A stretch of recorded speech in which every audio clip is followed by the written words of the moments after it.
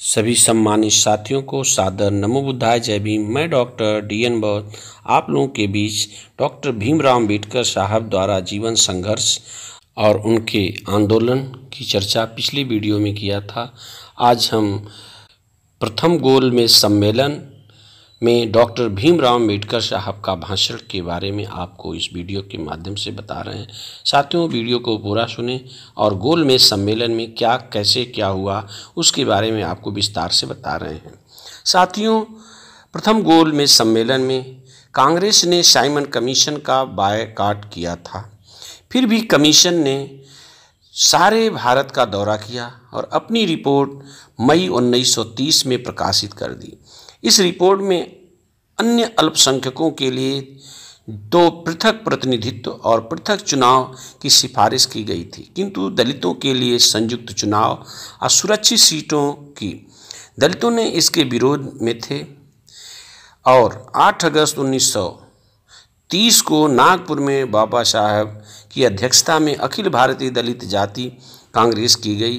बाबा साहब ने भारतीय शासन में दलितों के भी अधिकार स्थापित करने के उद्देश्य से पूर्ण स्वराज्य की मांग की थी। इधर 1929 की लाहौर कांग्रेस ने भी पूर्ण स्वाधीनता का प्रस्ताव पास करके कानून भंग आंदोलन प्रारंभ कर दिया था। नमक सत्याग्रह हो रहा था और हजारों सत्याग्रही जेल भेजे जा रहे थे। अंग्रेज अपने वादे के अनुसार स्वराज देना चाहते थे, लेकिन देश में विभिन्न दल होने के कारण वे एक ऐसा समझौता चाहते थे जिससे देश के शासन में सभी के अधिकार सुरक्षित हों, किसी के साथ अन्याय न हो। इस समझौते के लिए उन्होंने लंदन में राउंड टेबल कॉन्फ्रेंस की आयोजना की और इससे देश के सभी प्रमुख पार्टियों को अपने प्रतिनिधित्व भेजने का निमंत्रण भेजा। इस कॉन्फ्रेंस में शरीक होने के लिए कांग्रेस को छोड़कर सभी दलों के 89 प्रतिनिधि लंदन पहुँचे, जिसमें 53 अंग्रेजी भारत के थे, 20 विदेशी रियासतों के और 16 ब्रिटिश दलों के थे। ब्रिटिश सरकार के प्रतिनिधियों में सर सप्रू, जयकर, रामास्वामी अय्यर, मिस्टर जिन्ना, डॉक्टर मुंजे जैसे प्रमुख पुरुष थे और दलितों की ओर से डॉक्टर अंबेडकर और श्रीनिवास थे। इन सब प्रतिनिधियों में सबसे कम उम्र के लिहाज से डॉक्टर भीमराव अम्बेडकर साहब सबसे छोटे थे। इन्हें देखकर लोग हंसते थे और नौजवान भला क्या बोलते, लेकिन अम्बेडकर साहब ने दलितों की ओर से जो भाषण किया उसे सुनकर सब लोग दंग रह गए।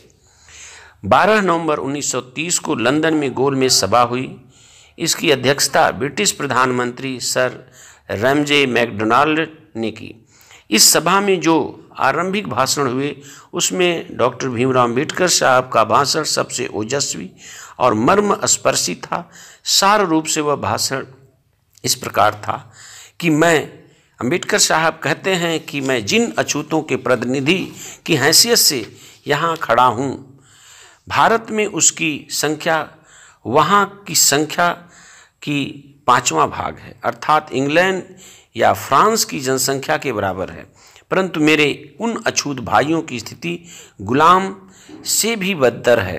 गुलामों के मालिक उनको अछूत थे, परंतु भारत में उन्हें छूना भी पाप समझा जाता था। ब्रिटिश राज से पहले हम अस्पृश्यता की कारण घृणित अवस्था में थे। क्या ब्रिटिश सरकार ने अपने सैकड़ों वर्ष के शासन में हमारी हालात सुधारने के लिए कुछ किया? पहले हम गांव में कुएं के पानी भर नहीं सकते थे। क्या ब्रिटिश सरकार ने हमें यह अधिकार दिलाया? पहले हम मंदिर में प्रवेश नहीं कर सकते थे। क्या अब तक हम प्रवेश कर सकते हैं? पहले हमें पुलिस दल में शामिल नहीं किया जाता था। ब्रिटिश सरकार ने हमें पुलिस दल में शामिल करती है। पहले हम सैनिक सेवा नहीं कर सकते थे।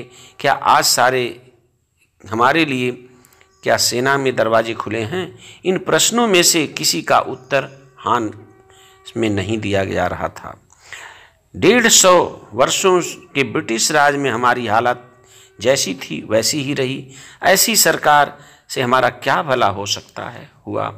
आज अछूत भी मौजूद राज्य के स्थान पर जनता की भलाई के लिए जनता द्वारा संचालित जनता का राज चाहते हैं।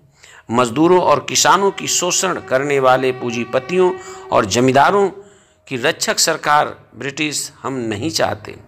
हमारे दुख हम स्वयं दूर करेंगे, उसके लिए हमारे हाथों में राजनीतिक सत्ता होनी चाहिए। मौजूदा हालात में कोई ऐसा विधान व्यवहार नहीं हो सकता जो देश के बहुमत को स्वीकार न हो। वह जमाना बीत गया जब आप फैसला करते थे और हिंदुस्तान मानता था। अब जमाना अब कभी नहीं लौटेगा। ब्रिटिश सरकार से ऐसी वाणी अंबेडकर साहब ने बोले। बाबा साहब का यह भाषण सूर्य की तरह स्वतः प्रकाशमान था। उल्लुओं की आंखें यदि सूर्य के प्रकाश में अंधी हो जाती हैं तो दोष उन आँखों का नहीं, सूर्य का नहीं। गरीब, शोषित, बहिष्कृत, सताए हुए दीनहीन दलितों के न्यायोचित अधिकार के लिए संघर्ष करने वाले उनके स्वर जातीय नेता को यदि खुलेआम बेईमान अंग्रेजों का आदमी और देशद्रोही कुछ शब्द कहकर हिंदू उनका अपमान करें तो इसमें आश्चर्य नहीं है, क्योंकि आखिर है तो ये लोग उन्हीं के औलाद जिन्होंने कोटि कोटि मानवों को अछूत बनाकर मानवता के प्रति अक्षम्य अपराध किया है। ऐसा बाबा साहब ने इस भाषण का ब्रिटिश राजनीतिज्ञों और वहाँ के अखबार पर गहरा प्रभाव पड़ा। दूसरे ही दिन से प्रेस रिपोर्टर एवं कूटनीतिज्ञों ने उन्हें घेर लिया और सैकड़ों सवाल किए। बाबा साहब ने भी स्वयं वहाँ के अखबारों में लेख दिए और सभा में व्याख्यान दिए। बाबा साहब ने लेखों और भाषणों और वार्तालापों से वहाँ के लोगों के सामने हिंदू राजनीति और हिंदू समाज नीति की सच्ची तस्वीर दिख गई। गोलमेज सभा में आरंभिक व्याख्यान के बाद विभिन्न विषयों की रूपरेखा तैयार करने के लिए 9 उप समितियाँ बनी, जिसमें अधिकांशतः के सदस्य बाबा साहब चुने गए। इस प्रकार सब काम होकर 19 जनवरी 1931 को पहली गोलमेज सभा समाप्त हुई और 27 फरवरी 1931 को बाबा साहब भारत आए और मुंबई में उनका जोरदार स्वागत हुआ। इसके बाद ही बम्बई की सरकार ने अछूतों को पुलिस में भर्ती किए जाने की घोषणा कर दी और बाबा साहब को बम्बई काउंसिल का सदस्य नियुक्त किया गया। चूँकि पहली गोलमेज में कांग्रेसी लीडर शरीक नहीं हुए थे, इसलिए दूसरी गोलमेज सभा की आवश्यकता हुई और वायसराय लॉर्ड इरविन ने गांधी से सुलह करके उन्हें इंग्लैंड में दूसरी गोलमेज के लिए निमंत्रित किया और सत्याग्रही कैदियों को जेल से मुक्त कर दिया। इसके बाद कराची कॉन्फ्रेंस हुई, जिसमें गांधी जी ने स्वराज में जनता के अधिकारों के संबंध में एक डपोर संखी प्रस्ताव पास कराया और कांग्रेस ने गोलमेज के लिए उन्हें अपना एक मात्र प्रतिनिधि चुना। यह प्रस्ताव डपोर संखी इसलिए कहा जाता है क्योंकि इसमें ऐसी शर्तें थी जैसे आज़ाद भारत के में बड़े से बड़े अफसर को वेतन 500 रुपये होगा इत्यादि। सारी दुनिया इस बात को देख रही थी कि आज आज़ाद भारत में अफसरों के वेतनों की दर क्या है। उस समय तो जैसी भी बने किसी तरह हुकूमत को हथियाना था। 5 मार्च 1931 को गांधी इरविन सुलह हुई और 6 सितंबर 1931 दूसरी गोलमेज की तारीख रखी गई। इस बीच डॉक्टर भीमराव अम्बेडकर साहब को देशद्रोही और गांधी जी को उनका एकमात्र नेता बनाने के लिए कांग्रेसी लीडरों, हिंदू महासभा तथा आर्य समाज आदि हिंदू संस्थाओं ने इतना तूफानी प्रोपोगंडा किया जिसकी हद नहीं। सेठों की थैलियां खुल गईं, बहुत से अछूत लीडर तोड़ लिए गए, लेकिन अछूतों में जागृति हो गई थी, इसलिए हिंदू प्रोपोगंडा का उन्होंने देशव्यापी विरोध किया और अंबेडकर साहब का समर्थन किया। लंदन की गोलमेज सभा में बाबा साहब ने जो भाषण किया था, सारे देश में उनकी धूम मची और समस्त भारत के अछूत संगठनों ने सभाएं करके बाबा साहब के भाषण तथा उनके अपूर्व नेतृत्व का समर्थन किया। उत्तर भारत में स्वामी अछूतानंद, हरिहर जी तथा अन्य हिंदू सभाओं में धूम मच गई थी। हर तरफ बाबा साहब के नाम का पुकार थी। हर अछूत उनके दर्शनों के लिए लालायित था। उनके मुखार बिंदु पर उनके सुनने के लिए उत्कंठित था।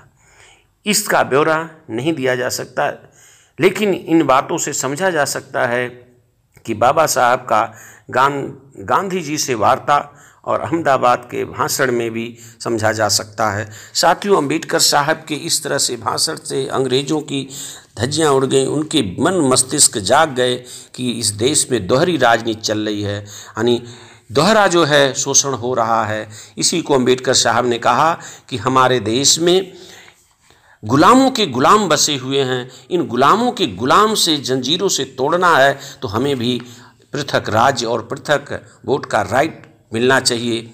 इस तरह से गोलमेज प्रथम सम्मेलन में अंबेडकर साहब ने भाषण दिया। इस बात को जन जन तक पहुंचाइए और समझिए कि हमारे देश में अंबेडकर साहब ने इस शोषित वंचित समाज के लिए कितना त्याग और संघर्ष और परित्याग किया। इनके यादगार के रूप में इनको समझना होगा, जानना होगा। इन्हीं शब्दों के साथ सभी धम्म बंधुओं को नमो बुद्धाय, जय भीम, जय भारतीय संविधान।